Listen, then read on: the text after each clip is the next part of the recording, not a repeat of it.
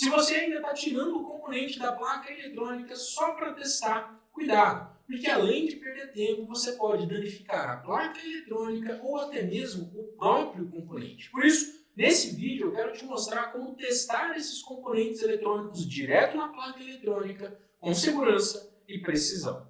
E antes de mais nada, já se inscreve no nosso canal e ative o sininho para sempre ser notificado dos conteúdos semanais que nós estamos produzindo e postando aqui no nosso canal. Muitos técnicos que estão começando na manutenção de placas eletrônicas acreditam que para ter certeza da medição que está realizando é necessário remover o componente da placa. Mas acontece que isso não é verdade. Na prática, isso é uma grande perda de tempo. Porque você gasta muito tempo para remover o componente que não era necessário e ainda corre o risco de ocasionar, de provocar novos defeitos para que você tenha que resolver depois. Não faz a mínima ideia de quais são os problemas que podem ocorrer na placa durante a remoção. Primeiro, arrancar as trilhas da placa eletrônica ao dessoldar o componente. É muito comum isso acontecer quando você não utiliza a temperatura correta do ferro de solda ou tenta forçar a remoção do componente sem que a região tenha atingido a temperatura ideal. Danificar o encapsulamento do componente ou até mesmo os terminais do componente durante o processo de remoção. Gastar tempo para substituir um componente que na verdade estava bom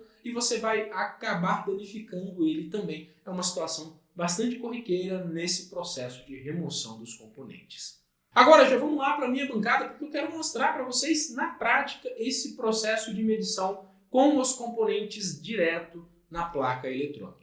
Então vamos lá, a primeira coisa que a gente precisa entender é que os testes realizados em componentes na placa eletrônica é com a placa desenergizada. Porque se você fosse remover o componente, a placa não estaria energizada. Então esses testes são realizados com a placa totalmente desligada, tá?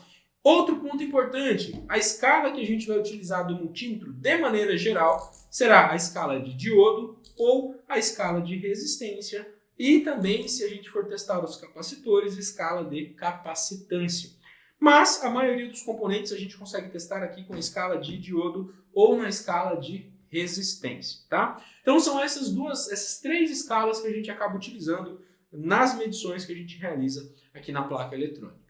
Então, o diodo semicondutor é um componente muito comum nas placas eletrônicas e você não precisa remover esse componente para fazer a medição. Como ele é um componente semicondutor, a gente consegue medir ele diretamente na placa. Então, a gente vai utilizar a escala de diodo e fazer a medição desse componente. O valor que a gente precisa encontrar no nosso multímetro, polarizando o nosso diodo de maneira direta, é 0,4, 0,5 volts aproximadamente. Se a gente inverter a nossa ponta de prova, mesmo que esteja na placa eletrônica, o multímetro vai indicar um valor carregando, é como se ele estivesse carregando um determinado capacitor, então você pode ver que ele começa mais baixo e vai subindo, ou seja, o diodo não está danificado, ele só está apresentando esse valor porque provavelmente esse diodo está conectado em algum capacitor e esse capacitor está sendo carregado pelo nosso multímetro.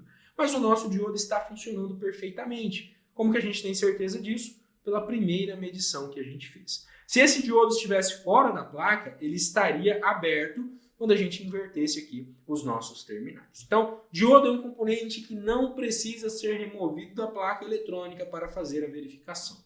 O MOSFET também é um componente que pode ser medido direto na placa eletrônica sem a necessidade de ser removido. Como que a gente faz a medição do MOSFET? Para quem já conhece, já viu algumas outras aulas minhas, sabe que no MOSFET, na maioria dos MOSFETs pelo menos, entre o dreno e o source nós temos um diodo, o diodo de roda livre, que é o nosso diodo de proteção. Então a gente vem aqui, ó, nessa placa eletrônica, que nós temos um MOSFET aqui conectado nessa saída. Então é esse MOSFET que a gente está medindo. Então a gente vem aqui entre dreno e source e faz essa medição. Veja que a gente encontra a mesma medida de diodo que a gente encontrou na placa anterior. Se eu inverter as minhas pontas de prova, veja que o meu diodo está aberto.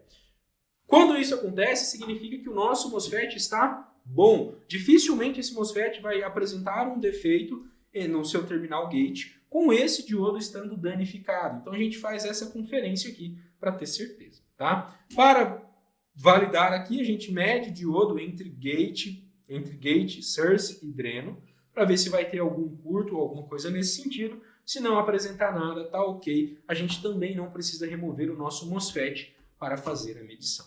Um detalhe importante, os transistores que podem vir a ser encontrados nas placas eletrônicas também podem ser medidos com esse mesmo procedimento que eu mostrei para fazer a medição do MOSFET. Você só precisa identificar no transistor quem é o terminal emissor e gate, para você verificar o diodo semicondutor que existe ali entre esses dois terminais, tá? E eu digo diodo, mas na verdade é a junção desse componente, tá ok? Agora, alguns componentes que vocês precisam ter muita atenção na hora de fazer a medição com eles na placa eletrônica, que são os resistores, por exemplo. Resistor e capacitor. Isso que eu vou falar aqui agora serve para esses dois componentes. Se você for testar um resistor e esse resistor estiver em uma malha, toda essa malha vai interferir no valor da resistência daquele componente. Então, nessa situação, você precisará remover ou levantar um terminal desse resistor para fazer a medição. Porque se você medir com o resistor direto na placa, os demais resistores vão interferir na medição.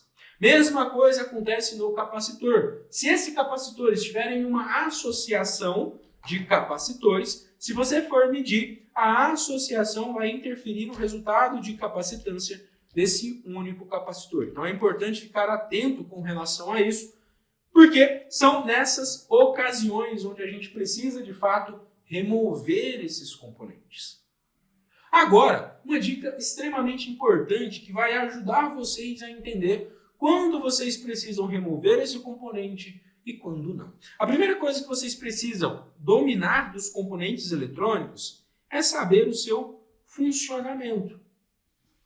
Você vai conhecer a sua aplicação e, por fim, como testar esse componente. Quem me acompanha aqui há mais tempo sabe que esses 3 passos aqui são essenciais e fundamentais. Por exemplo, como eu sei que na medição do nosso diodo eu preciso ter um valor de aproximadamente 0,5 volts, porque eu conheço esse componente, eu sei que o diodo é um componente formado por um material semicondutor do tipo P e um material semicondutor do tipo N, onde nessa região ele cria uma barreira de potencial de aproximadamente 0,7 volts para os diodos de silício e de aproximadamente 0,3 volts para os diodos de germânio. Então, quando eu venho aqui com o meu multímetro e polarizo o meu diodo diretamente, eu vou encontrar o valor dessa barreira de potencial que foi criada na hora de fabricar o meu componente. Então, daí eu sei que ele está funcionando corretamente.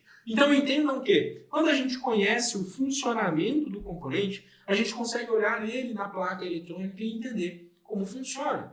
Agora, vocês podem estar se falando, professor, mas o senhor fala isso porque o diodo é um componente simples. E se fosse um circuito integrado? Tudo bem, poderia ser um amplificador operacional também. Opa, desenhei aqui uma mistura de amplificador com um diodo. Poderia ser um amplificador operacional também. Se a gente conhece o funcionamento do amplificador operacional, se a gente sabe que ele vai receber um sinal pequeno aqui na entrada e vai amplificar esse sinal para deixar um sinal maior na saída, e que é possível aplicar ganhos nesse componente, a gente consegue fazer essa medição conferindo os seus periféricos e sabendo se ele está funcionando ou não. Se fosse uma porta lógica, um circuito integrado de porta lógica, por exemplo, uma porta lógica E, a gente sabe que ele precisaria receber um pulso positivo aqui, e recebendo esse pulso positivo, ele teria um pulso positivo na saída.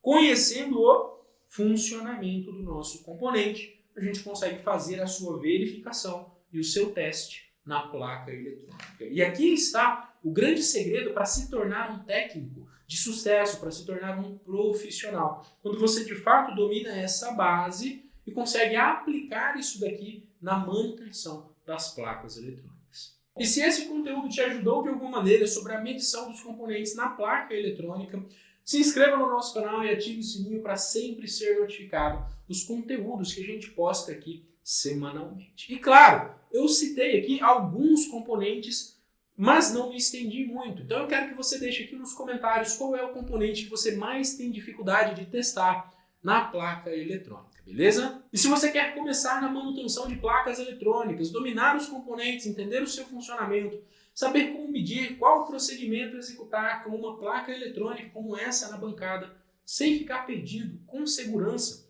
aqui na descrição desse vídeo tem um link para você clicar e falar diretamente com um dos nossos especialistas e tirar todas as suas dúvidas sobre a nossa formação. Se você já quer ir diretamente para a nossa página, aqui na descrição também tem um link, basta clicar e conferir todos os detalhes do nosso treinamento. Bom, esse foi o nosso conteúdo, espero que vocês tenham gostado, espero que de fato tenha ajudado vocês. Valeu, um forte abraço e até a próxima.